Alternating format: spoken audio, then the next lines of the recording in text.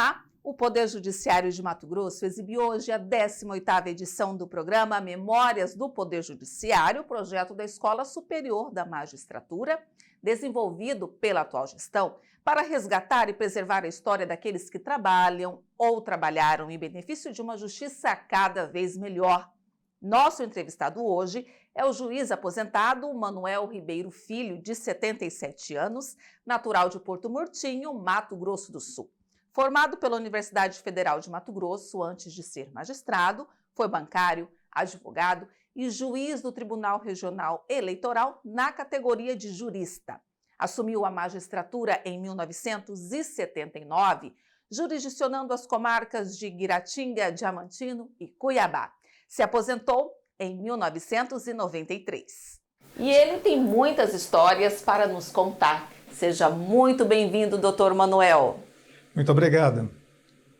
Aqui conosco também a desembargadora Helena Maria Bezerra Ramos, vice-diretora da SMAGES. Seja muito bem-vinda, desembargadora. Obrigada, Maritza, e obrigada, doutor Manuel, por ter aceitado o nosso convite, para estar aqui, passando um pouquinho de sua experiência para os novos juízes, para a gente conhecer a pessoa, né? Não esquecer dos nossos magistrados que aqui passaram, que contribuíram para ser o nosso poder como é hoje.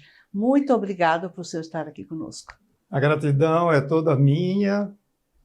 Recebi esse honroso convite de participar, de transmitir algum fato, alguma notícia, algum sentimento até que eu vivi durante meu tempo de judicatura.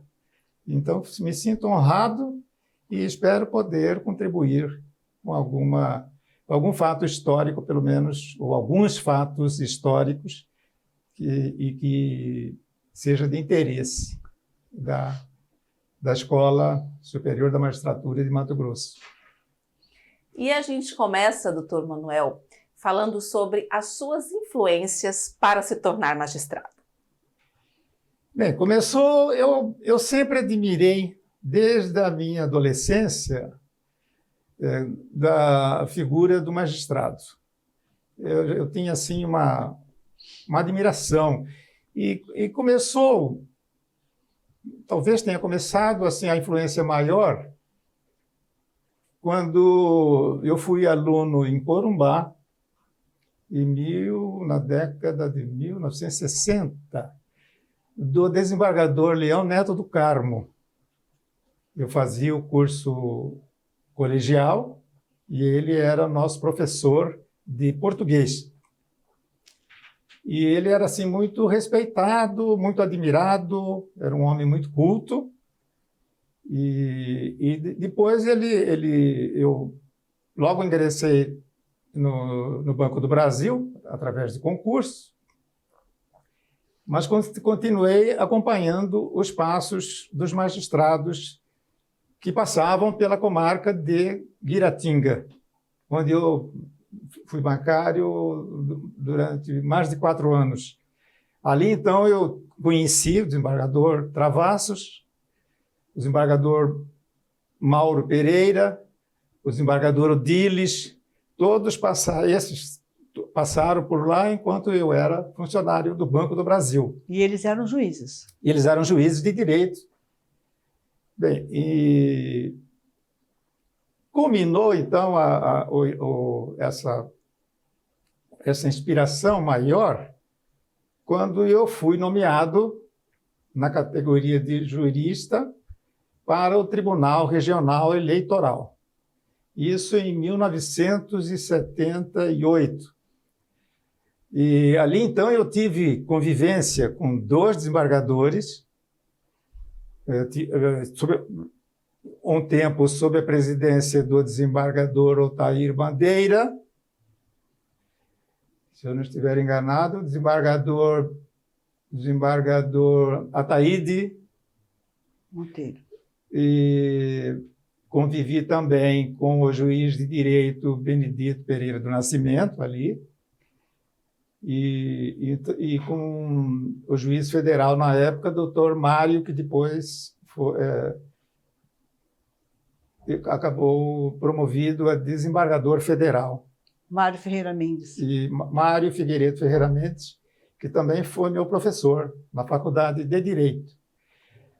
Então, ali com a convivência com esses magistrados, e também como eu tinha me aproximado bastante do desembargador Travassos, desde quando eu fui bancário em Guiratinga, e ele tinha assim uma atenção toda especial, assim, até um carinho para com a gente, e procurava sempre nos orientar. E ele foi quem me disse da abertura, quem me comunicou sobre a abertura do concurso para juiz. Era o doutor Mariano ou o doutor Oscar César Ribeiro Travassos. Desembargador Oscar que fazia César parte Travassos. do tribunal, que era membro do Tribunal Regional Eleitoral. E com isso eu recebi um choque com aquela informação e tive então que pensar muito a esse respeito. Troquei ideia com minha esposa, falei, fazer concurso, eventualmente passando, nós teremos que começar tudo de novo. Eu já estava na capital, e assim, desfrutando um padrão de vida bom, porque eu continuava funcionário do Banco do Brasil, eu era advogado e era também membro do Tribunal Regional Eleitoral. E ela disse, não, se for para o nosso bem, vamos. Você me animou. E eu, então, falei, então vou me inscrever e vou procurar me preparar convenientemente. Então, me debrucei sobre os livros e fiz concurso e fui promovido, e fui aprovado. Que ano era isso? Isso foi em 1979. A minha posse tomei posse aqui no tribunal no dia 22 de novembro, e no dia seguinte, dia 23 de novembro, eu entrei em exercício na comarca de Guiratinga. Justamente a Guiratinga. Exatamente. Que o senhor já conhecia. Em Guiratinga, que eu já conhecia, e onde eu iniciei pode-se dizer, duas carreiras, duas atividades, né? Bancário e magistrado. E quando o senhor chegou lá na comarca de Guiratinga, o fórum estava dentro da sala de aquecimento de jogadores. Conta pra gente essa história. Realmente recebi um choque quando cheguei para entrar em exercício na comarca, e indaguei onde era o fórum, e me disseram que não havia fórum, que os pertences do fórum o fórum estaria instalado na sala de aquecimento de um ginásio de esportes. Então, realmente era um salão, digamos. E nesse salão estavam, então, as duas escrivanias e o gabinete do juiz. Quer dizer, não havia separação propriamente. E ali, no primeiro dia que assumi, já havia uma audiência, um caso de família. E então eu realizei a audiência e vi que realmente ali não havia condições de trabalho. Então eu procurei logo saber se havia algum prédio, vi que não havia, que era tudo muito difícil, e eu me lembrei de uma escola, o prédio de uma escola da igreja, que era da Igreja Católica, do bispo diocesano Dom Camilo Farezin. Como eu o conhecia, eu fui então ao bispo e disse para ele que eu ia precisar daquela escola, que eu precisaria que ele alugasse a escola para que eu instalasse ali então o fórum, que do contrário não haveria juiz na comarca. Porque ali onde estava não havia como continuar. Ele, então, titubeou um pouquinho, mas depois ele disse, não, eu posso alugar, mas só que eu não posso alugar ela totalmente. Eu tenho que ter ali um acesso, final de semana, para o trabalho catequético, o trabalho evangélico, a reunião de jovens. E eu, então, falei, bom, mas isso desde que não traga problema para a parte onde nós vamos nos instalar. Falei, não, é só final de semana e também não seria assim, não haveria tumulto, não haveria dificuldade nenhuma sobre a minha responsabilidade. Eu, então, aceitei. E ali ficamos em 2 salas de aula e uma pequena sala onde inicialmente instalamos uma pequena copa. E logo em seguida chega um promotor de justiça para tomar posse lá também, para entrar em exercício ali também. E onde vamos colocar esse promotor de justiça? Então, desativei a copa e é o único lugar onde ele poderia se instalar. E o promotor, então, ficou ali, humildemente e tal, mas todos nós éramos assim, eram salas de aula. O nosso gabinete era apenas uma mesa e cadeiras, não havia mais nada. Quer dizer, naquela época, realmente, os recursos eram parcos, né? Quer dizer, não havia praticamente recursos, a gente não dispunha de meios para melhorar esse tipo de atendimento, né? Mas funcionava assim mesmo, conseguimos funcionar. Mas isso foi bom porque logo depois houve um movimento para a doação de uma área. A prefeitura, então, o município fez a doação de uma área e o governo do Estado, o Tribunal de Justiça, conseguiu, posteriormente, executar a obra, que hoje é um fórum muito bom, um fórum realmente bem aparelhado, em condições de um bom trabalho, num espaço compatível. Agora, desembargadora, o doutor, ele faz parte da primeira turma, do primeiro concurso, na verdade, de juiz, bem na época ali, após a divisão do Estado. Então, ele acompanhou todo esse processo. Como que era, né? O senhor pode contar para a gente como que estava a magistratura nessa época? Sim, o meu concurso de 1979 foi o primeiro concurso após a divisão do Estado. A divisão do Estado, a lei é de 1977. O ano de 1978 foi para a organização do novo Estado e no dia 1º de janeiro de 1979, então, foi instalado o Estado de Mato Grosso do Sul. E os juízes foram, então, a maioria dos juízes de primeiro grau se transferiram para Mato Grosso do Sul, porque eles eram ou de São Paulo, ou de Minas, ou da região do Paraná, e aí Mato Grosso do Sul ficaria mais próximo para eles, de seus estados de origem. E, com isso, esvaziaram as comarcas de Mato Grosso. Então, e por isso que o meu acesso foi muito rápido. Quer dizer, eu assumi praticamente fim de novembro de 1979 e no mês de fim de fevereiro de 1980 eu já fui promovido para a comarca de Diamantino, à época segunda entrância. E fui o último juiz único na comarca de Diamantino, embora fosse de segunda entrância. Com a minha saída é que houve a criação de uma nova vara e passaram, então, a ela ser jurisdicionada por 2 juízes. E em Diamantino eu fiquei até ser promovido, então, para a capital, em setembro de 1981.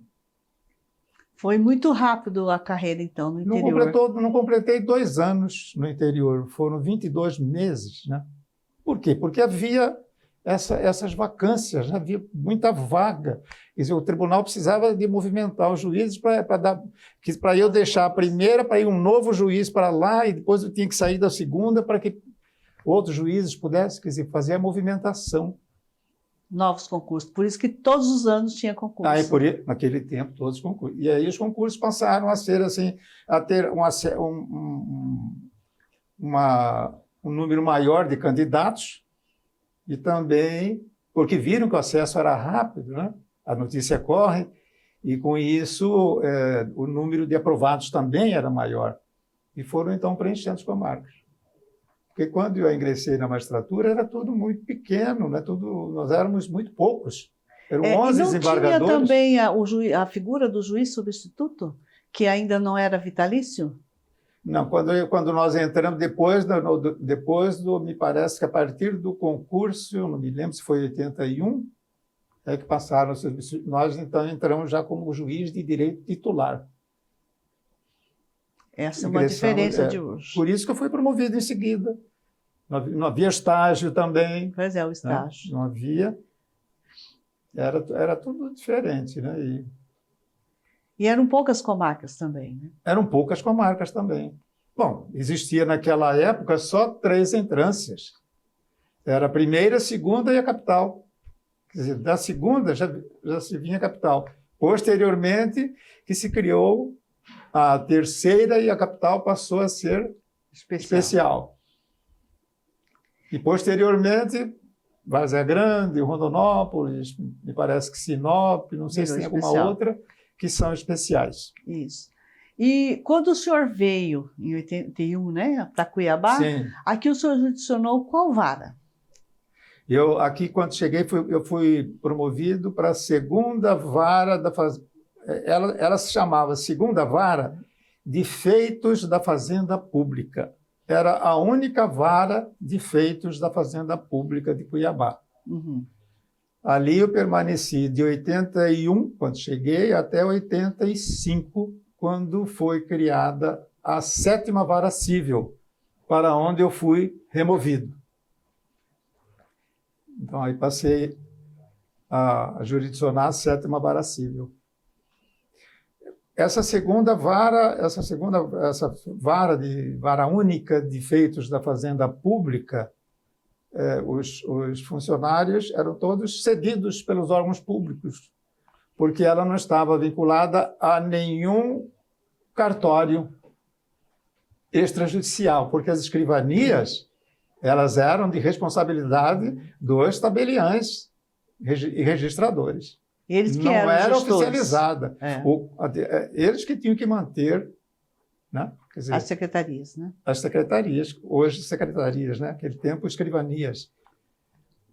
Mas, com todas essas dificuldades, tudo funcionava.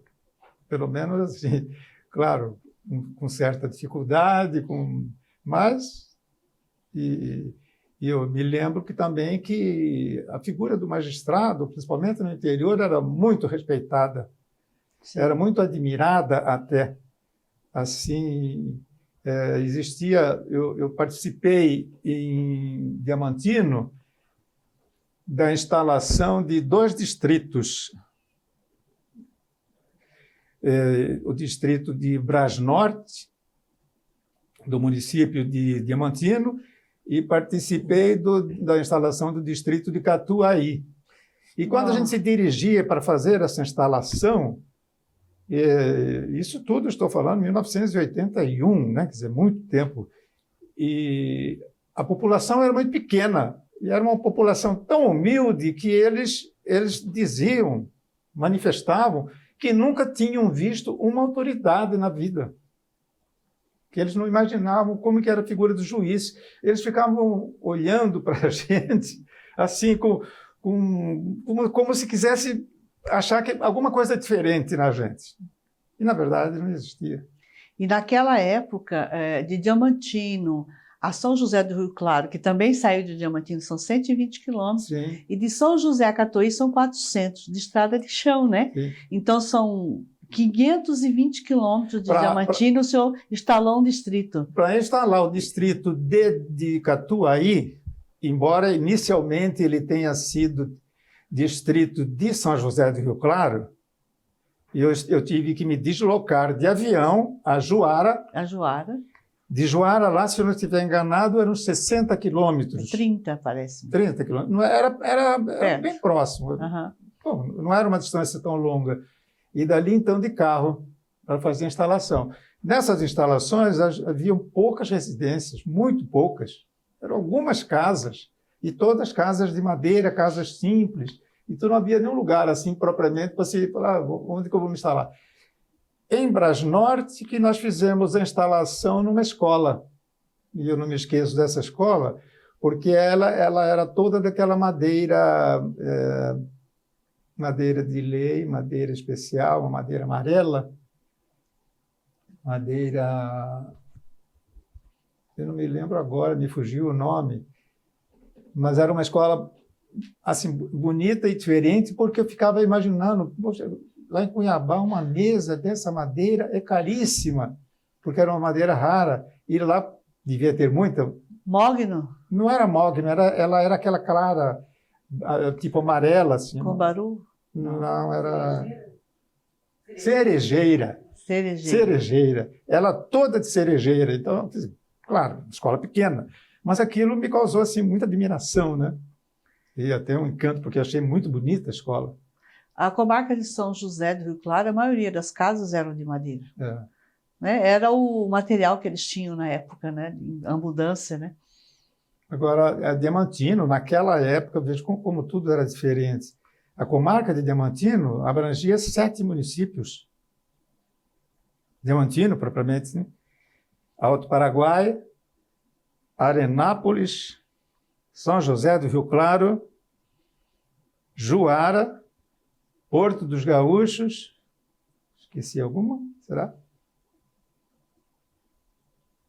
Paraguai, Arenápolis, Nortelândia, São José do Rio Claro.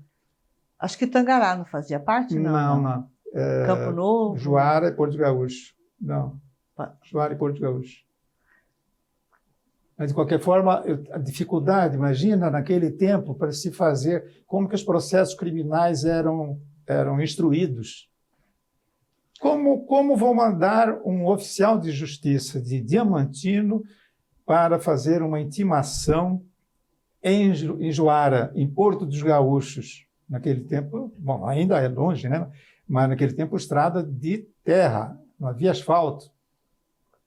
Como é que a gente fazia? Mandava um ofício com o mandado de intimação, acompanhado de um ofício, ao delegado, pedindo a ele que entregasse, que intimasse aquela testemunha. E ele fazia, e sabe que as testemunhas obedeciam e compareciam. Mesmo às custas dela mesma. Toda a dificuldade, tivemos me lembro perfeitamente, acabamos de realizar uma audiência criminal e a testemunha olhou para mim e disse assim, doutor, eu consegui chegar aqui, consegui atender seu chamado, prestei depoimento, agora não tenho meios para retornar. Eu olhei para o promotor de justiça e olhei para o advogado, como querendo dizer, nós vamos ter que colaborar, né? Colaborar. Vamos ter que fazer uma cota aqui e vamos para poder. E aí fizemos realmente para que ele pudesse fazer uma refeição e depois tomar o ônibus. Aí, em seguida, falei, não, tem que entrar em contato com o prefeito vai ter que ver um meio dessas testemunhas voltarem, pelo menos, de ônibus. Vai ter que dar um jeito. E a prefeitura nos ajudava muito naquele tempo. Muito, muito, muito. A gente precisou de alguma coisa, a prefeitura atendia aquilo que estivesse ao alcance dela, que fosse possível, né? A gente até ouvia comentário que os aluguéis eram pagos pelas prefeituras. Quer dizer, hoje, totalmente contra, né, a administração, as leis, né? Naquele tempo não havia, porque não havia outro meio. Quando ingressei na magistratura, eu recebia naquele tempo era vencimento, hoje é subsídio. Eu recebia meus vencimentos da exatoria. O exator ia pessoalmente ao fórum para levar o meu pagamento de juiz. Quer dizer, o tribunal ainda não tinha autonomia judiciária, autonomia financeira. Imagina como que depois foi tudo mudando. Hoje, graças a Deus, o tribunal tem autonomia financeira, ela apresenta o orçamento, então por isso que a justiça consegue desenvolver, crescer um pouco mais. Com certeza, né? Como o senhor já contou, inclusive, o senhor de Diamantino já veio logo para Cuiabá. Em menos de 22 meses de carreira, o senhor já veio 22 meses. Para Cuiabá. Sim. Chegar aqui em Cuiabá tornou o serviço mais fácil? A comarca era mais estruturada? Bom, claro que aqui, por ser capital, já tinha, eu diria, um pouco mais de estrutura, mas não era totalmente estruturada, porque nós tínhamos 2 fóruns, chamado Fórum Civil e o Fórum Criminal. O Fórum Civil funcionava onde hoje funciona os juizados especiais criminais na Getúlio Vargas. O GCRIM. E onde tinha funcionado bem mais antes o Tribunal de Justiça e a Assembleia Legislativa. Eu ouvi dizer que a Assembleia funcionava na parte térrea e o Tribunal na parte superior ao mesmo tempo. Isso na década de 60, 50, não sei. Bem, mas era isso aí. Hoje, um juizado especial ocupando todo o fórum, né? E ali nós tínhamos 6 varas cíveis. O Fórum Criminal funcionava na Rua 13 de Junho, em frente da Galeria GG, conhecida como Galeria GG. Em cima da Casas Buri. Em cima das casas, exatamente, das Casas Buri. Então era conhecido, em cima das Casas Buri. Ali está o Fórum Criminal. Olha. O gabinete era só uma sala, não existia 2 salas, não existia banheiro privativo. Era um banheiro para 7, 6 juízes. Os funcionários tinham um banheiro também, só todos os funcionários. Era desse jeito. Mas o povo também era muito... Quer dizer, o povo não, as circunstâncias faziam com que se aceitasse isso, né? Porque não havia outro meio. Hoje tem todo o conforto, e garanto que haja muita reclamação ainda, porque querem cada vez mais vantagens, coisas melhores, e aquele tempo parece-me que as pessoas eram mais cordatas, eram menos exigentes, aceitavam tudo isso, né? E bem colaborativas também, uma com as outras, né? Nos órgãos. E bem mais colaborativas também. Tudo. Eu estava ouvindo falar essa história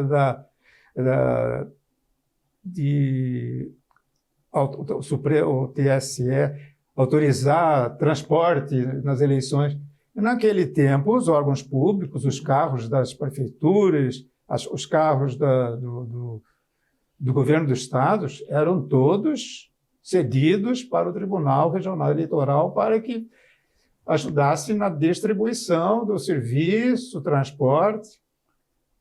Eu fui juiz eleitoral aqui em Cuiabá. Naquele tempo também eu sempre pego só existia uma zona eleitoral. Vocês vão achar, poxa, eu devo ter uns 120 anos, né? Não tenho. É que realmente as coisas fluíram muito rápido, quer dizer, cresceram muito rápido. Uma única zona eleitoral, que era a primeira zona eleitoral, 14 municípios. Aí vocês me perguntam, mas como que realizava essas eleições? Realizava. Como? Se mandava normalmente um militar aposentado, um conhecido, vai para Juruena, vai lá e organiza essa eleição. Nomeia as juntas, vê direitinho lá as mesas, organiza. Outro manda para Castanheira. Tudo isso manda para Aripuanã, manda para Paranatinga, manda para Nova Brasilândia. Chapada era próxima, Chapada era tranquila. A Corizal também. Mas tinha Juína. Fazia parte aqui. Eram 14 municípios. Quer dizer, Ou Cuiabá, seja, para o Nortão quase todo. Né? Cuiabá, Santo Antônio, Barão, Jangada. São as próximas, né? Aham. A Corizal e Chapada também. Mas Aripuanã, Castanheira e Juruena, não sei, mas dá quase 1.000 quilômetros, né? Sim. Quase 1.000 quilômetros. Hoje, no asfalto, me parece tudo.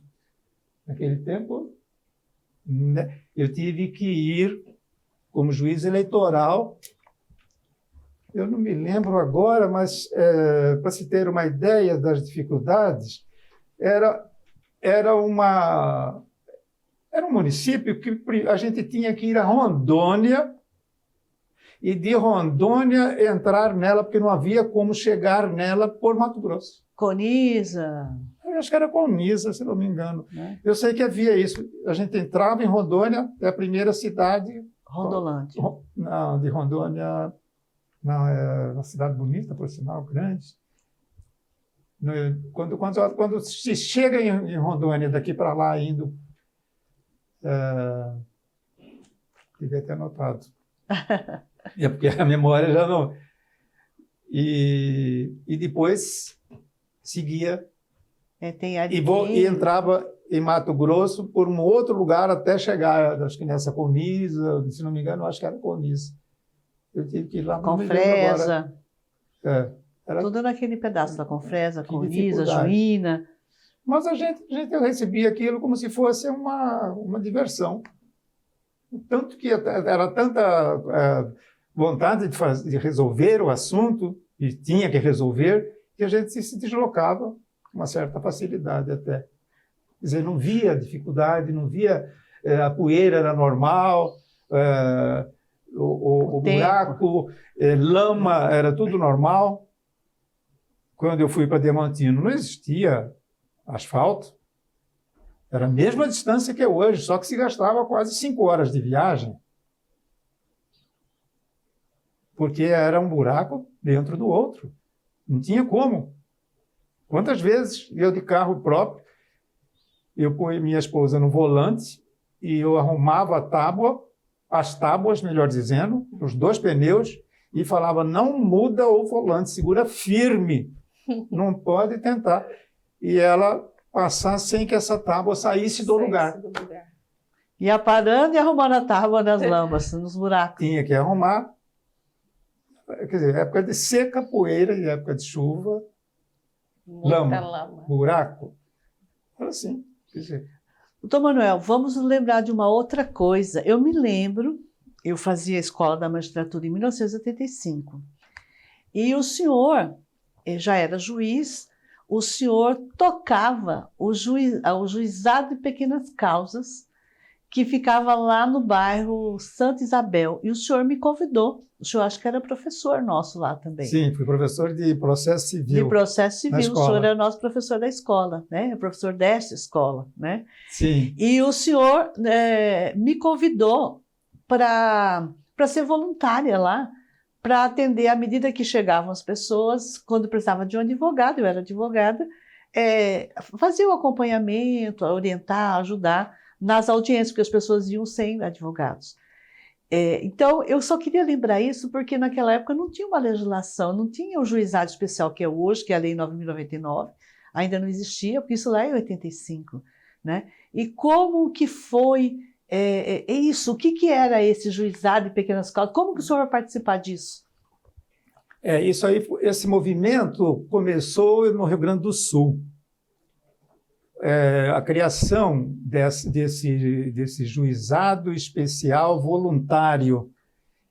E como eu era presidente da AMAN e conheci o coordenador desse juizado no Rio Grande do Sul, e eu convidei para vir aqui a Mato Grosso, e ele veio e fez uma palestra para nós, nos passou toda a informação, e nós resolvemos, então, estar lá. E na gestão do desembargador Hernani Vieira de Souza, conseguimos instalar, mas assim, teria que ter o imóvel, Então, conseguimos, através, me parece que da prefeitura, novamente, não me lembro como que era, quem pagava a locação dos imóveis. E o trabalho era um trabalho voluntário no terceiro expediente do dia, porque tinha que ser à noite. À noite. E alguns juízes se ofereceram voluntariamente, e eu fiquei com o juizado do bairro Santa Isabel. E aquilo chegava até a ser divertido e, ao mesmo tempo, preocupante, porque apareciam ali situações que jamais chegariam ao juízo, jamais chegariam ao fórum. Questões tão simples, tão pequenas, mas que nós conseguíamos resolver. Briga de vizinhos, esgoto que está passando e que ela deveria desviar e que está entrando no terreno vizinho. E a gente conseguia fazer essa conciliação e chegar num acordo. E assim, questões de família, questões as mais variadas, as mais simples até. Houve um caso até de uma, se eu não estiver enganado, foi uma cobrança de um picolé, uma coisa assim. Houve uma reclamação sobre um picolé e foi resolvido. Quer dizer, tudo que chegava lá era resolvido. E ali nós tínhamos, como a desembargadora Helena Maria acabou de frisar, era tudo voluntário. Nós tínhamos alguns advogados que funcionavam como advogado e também como conciliadores, para nos ajudar. Nós éramos, na verdade, conciliadores. Ali não havia sentença, não havia julgamento. E era tudo oral, né? Tudo oral. E gravado no gravador, daquele que a gente apertava, né? Com fita. Sim, fazíamos a gravação ali só para ter algum registro. Mas era assim, isso era feito à noite. E são esses fatos que realmente entusiasmavam a gente, que fazia com que a gente se dedicasse bastante, com que a gente procurasse, mas, ao mesmo tempo, também, tudo isso desgastava muito, a gente cansava muito, né? Tanto que minha aposentadoria, eu até hoje não sei bem, não posso dizer que foi só um motivo, mas um dos motivos que me levaram à aposentadoria até precoce foi o estresse, porque eu recebi uma incumbência para chefiar, então, as eleições de 1990 e de 1992. E a de 90 foi estadual e a de 92 foi municipais. E nessa de 92 houve uma situação, uma circunstância muito complicada, que a lei determinou que a apuração fosse feita pelas mesas coletoras de votos.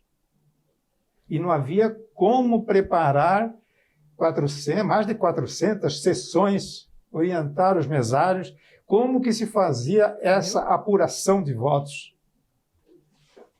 Então, criaram-se juntas. Normalmente se cria juntas, 10, 11 juntas. Eu consegui orientar a maioria dos mesários, digamos assim, da parte que eu conheci, que me tocava.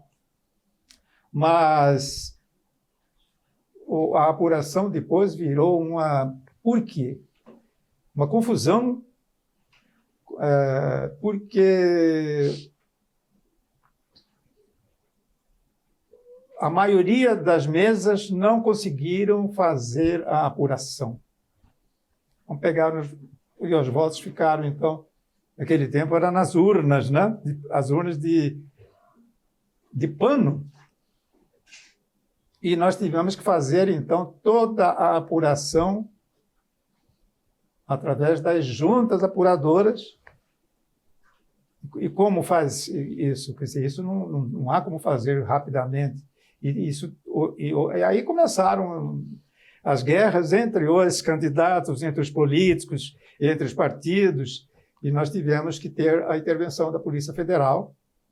Houve prisões, porque não tinha, começou muita ansiedade pelo resultado. E nós tivemos que tivemos que determinar a entrada do exército para cercar o salão onde estavam instaladas as mesas apuradoras, como forma de evitar um movimento que sumissem com os papéis que eram os votos. Isso em 92. Isso em 92. Para se ter uma ideia, eu fiquei o trabalho de 30 dias. Nesses 30 dias, eu perdi peso, assim, me parece que perdi 6 quilos um mês. Eu já não tinha grande reserva de gordura e perdi 6 quilos. Então, foi muito. Por isso que logo em seguida eu acabei ficando estressado, realmente vi que era muito estresse e eu já tinha completado meu tempo. Então, resolvi pedir a minha aposentadoria. Então, o senhor, com base nisso, nem pensou em aguardar para se ascender a desembargador, né? Não tinha interesse? Eu corri um risco de ser promovido um ano antes. Em 92, eu entrei em 2 listas por merecimento. E então bastava eu esperar a próxima. Uhum. E eu ainda era o juiz mais antigo da capital. Então, ou por antiguidade ou por merecimento, eu estaria. Mas eu não conseguia vislumbrar assim. Me deu um desespero, na verdade, para a aposentadoria. Eu queria ter assim, um pouco mais de tempo para a família, de tempo para mim também, de trabalhar com outra coisa. E com isso eu resolvi me aposentar. Tanto que na época ninguém entendia, mas como, o que foi, por quê, né? Porque eu estaria já praticamente com o pé, já com o tribunal. E depois da aposentadoria, o senhor advogou ou não? Advoguei. Logo depois da aposentadoria, eu fui convidado para um escritório de muito movimento aqui em Cuiabá e comecei a trabalhar, isso no início de 3. Não, 94, em 94. Mas parece que no segundo mês do escritório, eu já fui convidado, fui contratado para ser o coordenador jurídico da campanha política de Dante de Oliveira, do primeiro mandato dele. E aí eu fiquei então como o coordenador e depois fui convidado e assumi, para ter uma experiência de atividade administrativa de governo do Estado, assumindo a subchefia da Casa Civil. Do governo Dante. Do governo Dante, onde eu tive assim, uma experiência do trabalho de um político que realmente queira trabalhar bastante. Passei a admirar o trabalho dos bons políticos. E eu era, então, o coordenador, continuei com essa função de todas as questões jurídicas, embora tivessem passado pela Procuradoria-Geral, e eu teria que colocar a minha opinião ali, examinar, pelo menos dizer para o governador com bilhete que estava tudo bem, essa era a minha função na Casa Civil. Isso me deu assim uma experiência. Cheguei a pensar até em me filiar a um partido político, me candidatar, mas depois eu desisti. Não, eu falei, não, eu já deixei a magistratura, eu vou ficar na advocacia. Aí continuei na advocacia. Hoje tenho algumas causas, mas bem poucas, e também já não faço nada, já é um grupo de advogados, e eu participo mais para supervisionar, dar a minha opinião, como consultor. Senão fica também muito preso, né? E a minha idade já acho que já faço por merecer um pouco mais de folga, de tempo, né? Mas continuo estudando, continuo lendo, todo o tempo disponível que eu tenho, eu utilizo para leituras, as mais variadas, e com isso o tempo passa. Eu não fico desfrutando, digamos, da aposentadoria integral, como é que se diz, sem fazer nada. Eu sempre tenho alguma coisa para fazer. Sempre minha cabeça está em funcionamento. O senhor não tinha, então, uma válvula de escape, né? Hoje, muitos juízes dizem que tem um hobby, uma válvula de escape para driblar o estresse, o cansaço, né? Uns pescam, outros andam de moto, né? Outros gostam de pintar, outros vão para a música, vão aprender um instrumento. O senhor não tinha, durante a magistratura, um hobby, algo que o mantinha? O meu hobby era a minha família, era a minha casa. Eu sempre fui muito caseiro. Então, eu estando em casa, com minha família, com minha esposa e minhas filhas, tenho 3 filhas, e com meus amigos também. Nós tínhamos 3, 4 casais, que normalmente nós saímos sextas-feiras, aos sábados, aos domingos, durante o dia. Quer dizer, então havia sempre algum tipo de lazer também. Mas não mais era residência, era casa, família. E o tempo com os processos, com as leituras, e a cabeça funcionando permanentemente, porque o juiz não descansa, a cabeça dele está sempre ocupada com os processos que ele ainda não resolveu. É assim. Eu tenho boas lembranças do meu período, embora relativamente curto, mas que me deu muito prazer. Eu me julgava um juiz conciliador, gostava muito de procurar a conciliação, eu tinha muita paciência para a conciliação, e tive um fato em Diamantino que eu acho que merece registro, porque era uma questão muito grande para a época. Era uma questão fundiária, se eu não estiver enganado, é uma ação de adjudicação compulsória que corria pelo rito sumaríssimo.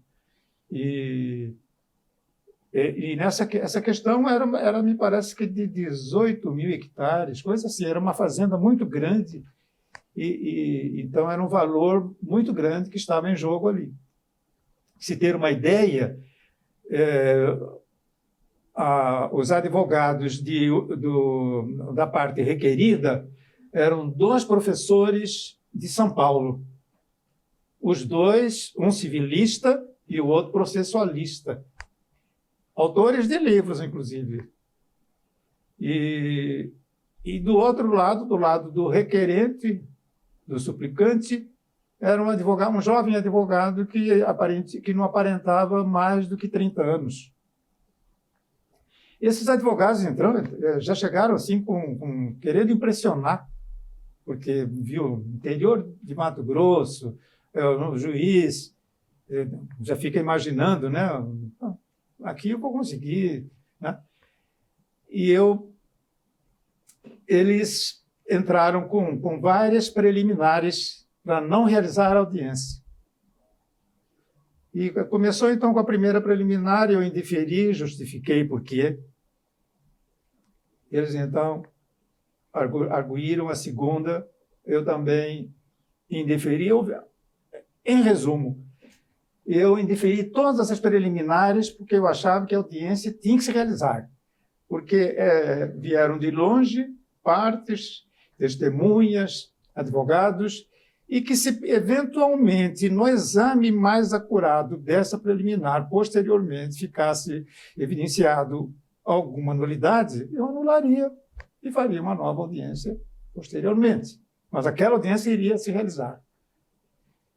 E, quando estava mais ou menos na terceira preliminar, eles pediram para eu se eu podia suspender a audiência por 10 minutos, para eles entrarem em conversarem, dialogarem. Eu suspendi. Passados os 10 minutos, eles pediram que continuasse, porque não houve conciliação. Então, vieram mais 2 preliminares, mais 2 indeferidas. E eles, então, pediram mais tempo para Mais 10 minutos. para tentar resolver o assunto. Eu pode ficar à vontade, o tempo que for preciso. Depois de uma meia hora, eles me comunicaram que tinham chegado num acordo.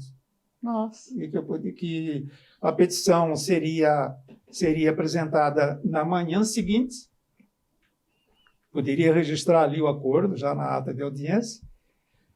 A petição do acordo, com mais detalhes. E a minha homologação poderia, então, ficar para o dia seguinte também. Muito bem, mas saíram dali já conversando, já dialogando, e o hotel ficava ao lado do fórum, Hotel Caiabi. Hotel Caiabi. Hotel Caiabi, em Diamantino. Eu, então, fui para a minha residência, que era a parte superior do fórum, eu morava no fórum. Bom, estou ali com minha esposa. Aí, de repente, alguém bate a porta do apartamento, eu atendo. Era alguém do hotel dizendo que as partes estariam festejando o acordo num jantar. Olha que coisa. E que, graças à minha atuação, eles queriam que eu participasse com minha esposa do jantar. E eu, bom, já houve acordo, se conciliaram, voltaram a dialogar, voltaram praticamente a se relacionar. Eu vou, e fui com minha esposa. Fomos ao jantar. Aí eu fiquei depois imaginando, quanto vale uma conciliação, né? Realmente ela é fantástica. Porque se fosse uma decisão ali, eles iam continuar. Uma das partes só que ficaria contente e nunca, provavelmente, haveria reconciliação. E ali houve uma reconciliação. Passaram a dialogar, tanto que festejaram. Eu fiquei com eles no jantar alguns minutos, não demorei muito. Eu tinha isso também, a gente sabia a posição. Então, participei um pouquinho, cumprimentei as duas partes e agradeci o convite e voltei para a minha residência. Mas um fato que me marcou sobre o efeito da conciliação.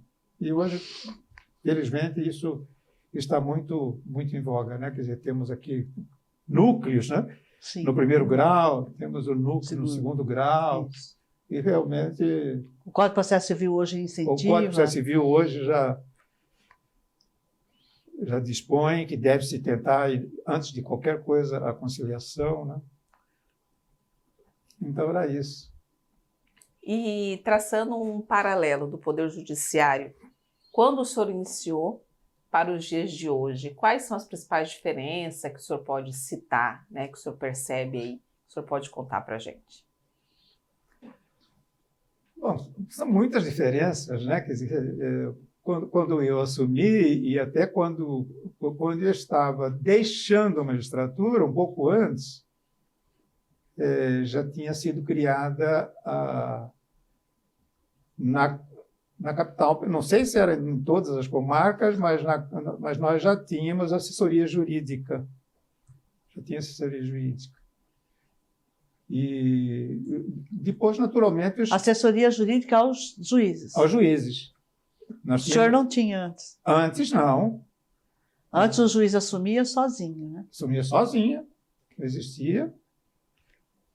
Quando se precisava de alguma datilografia na época mais rápida, via qual dos funcionários da escrivania que poderia ser deslocada por alguns instantes para, eventualmente, datilografar alguma coisa mais demorada, mais rápida. Uma sentença dada à mão. Exatamente, essa sentença era dada, algumas à mão, despachos, a maioria à mão mesmo, eram tudo assim. Mas eu digo que, mesmo com todos esses problemas, Mas funcionava, né? Funcionava. Quer dizer, era o juiz que sentenciava sozinho, não tinha ajuda de uma assessoria Não, jurídica. e a gente, Como veja bem, hoje. no interior, naquele tempo, não existia informática. Hoje, entra no Google, tem tudo, né? Entra no... Aquele tempo, o quê? Era livro e, eventualmente, um ou outro que se poderia... Com quem que você vai trocar ideia? Com ninguém. Com um advogado? Não dá. Era com sua consciência, era com sua capacidade de interpretação, com seu bom senso e esperar, confiar que você estivesse certo, correto. Era assim, era tudo muito, muito, muito diferente, né? Hoje os fóruns são estruturados, o tribunal também, toda a justiça estruturada, a justiça está oficializada, então hoje existem os cargos na direção do fórum, naquele tempo não existia. O juiz do interior, ele era diretor do fórum também, ele tinha que prestar contas também. E nós não tínhamos, nosso recurso era tão pequeno que lá, eu me lembro bem, o café era cota dos advogados. Cafezinho era conta dos advogados. Se quisesse chegar no fórum e ter café para tomar, né? Processo eletrônico hoje. Processo eletrônico não existia. Quando eu deixei a magistratura, eu já estava realizando as audiências no computador. Consegui. Mas pergunte de quem é esse computador, de quem era? Meu. Do senhor. O papel que se usava, meu. A manutenção do computador, minha. Ou seja, mas por quê? Porque era uma forma que a gente encontrava de facilitar, de acelerar, e eu ficava assim, me sentia bem, porque eu conseguia imprimir cópia da ata de audiência e entregar para cada advogado. Eles saíam de lá com tudo que tinha ocorrido na audiência. Cheguei a fazer isso às minhas expensas. Às minhas expensas. E não reclamava. Achava natural. Que eu também deveria participar. Eu tinha responsabilidade sobre aquilo. E quais os maiores orgulhos que o senhor colecionou na carreira? Eu não sei se devo ter muito orgulho, mas eu tive assim, meu tempo foi sempre muito ocupado, porque eu exerci todas as funções que poderia ter exercido como juiz de direito. Quer dizer, eu fui titular de uma vara, eu fui diretor do fórum, eu cheguei a algumas vezes ser convocado pelo Tribunal de Justiça, participei de alguns julgamentos em câmaras cíveis. Eu fui juiz eleitoral, participei de 2 eleições. Eu tive assim, um prazer de estar lá, como eu já disse, os 2 distritos. E tive também assim, o prazer de participar do plebiscito de emancipação política do município de Joara. Que foi em presidente da AMAN? 1981. Fui presidente da AMAN em 2 mandatos. E isso eu cheguei... Isso com 3 anos, propriamente, de magistratura, já me lancei candidato e fui aclamado presidente da AMAN. E depois fui novamente aclamado na reeleição. Fiquei 4 anos na AMAN. Também creio que deixei alguma história por lá, algum fato interessante, algum registro. Continuei a obra e consegui inaugurar a então sede social, onde funcionou muito tempo a Escola Superior da Magistratura, e pude também deixar ali 3 apartamentos mobiliados, confortáveis para os juízes do interior. Na época, como eu disse, já eram suficientes. Depois, os outros presidentes foram, claro, criando outros, construindo outros apartamentos, mas tem lá, estão lá. Hoje já não existem mais esses apartamentos, porque a sede ela foi totalmente alterada, né, para outros fins. Naturalmente, tudo cresceu, como havia os outros apartamentos, aproveitou-se, então, para a biblioteca, para outros encargos da associação, né, da AMAN. Esse também foi um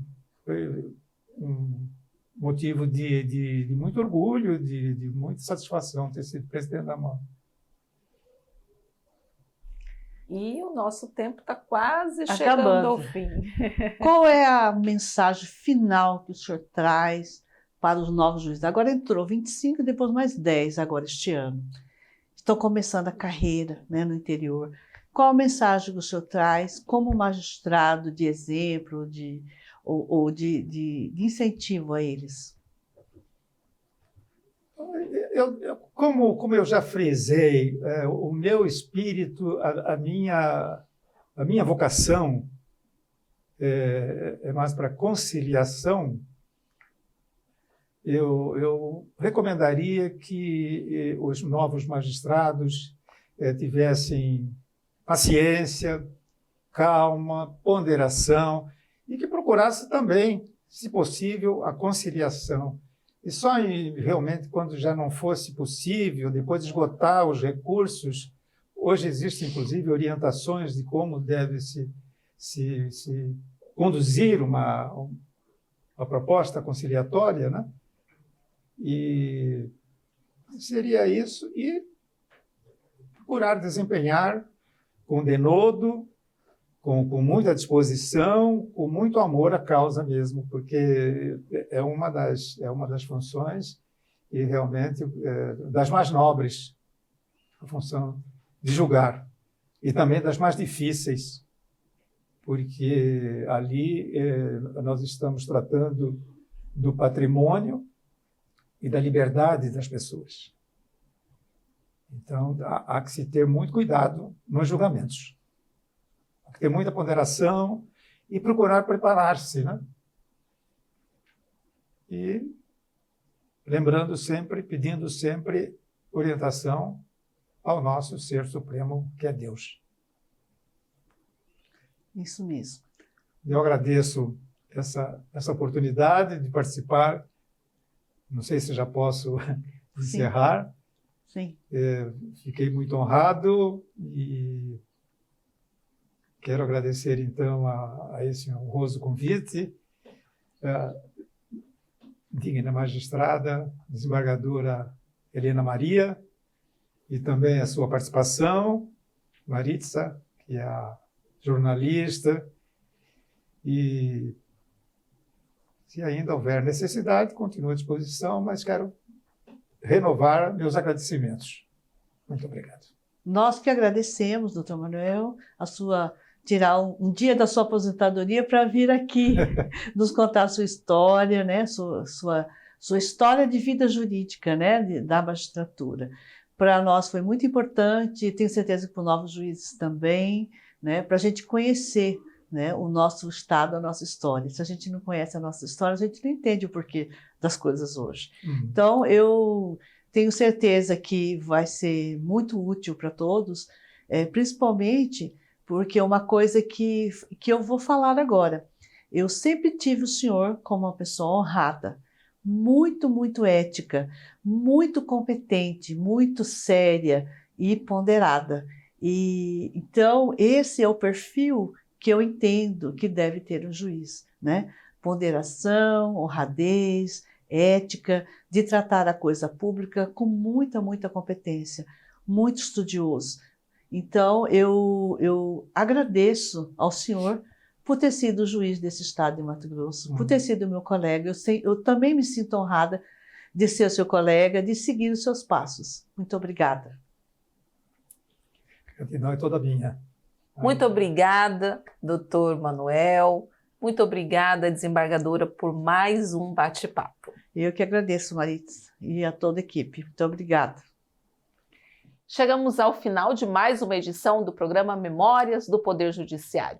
Você pode acompanhar essa e outras entrevistas nas redes sociais que aparecem na tela e até o nosso próximo encontro.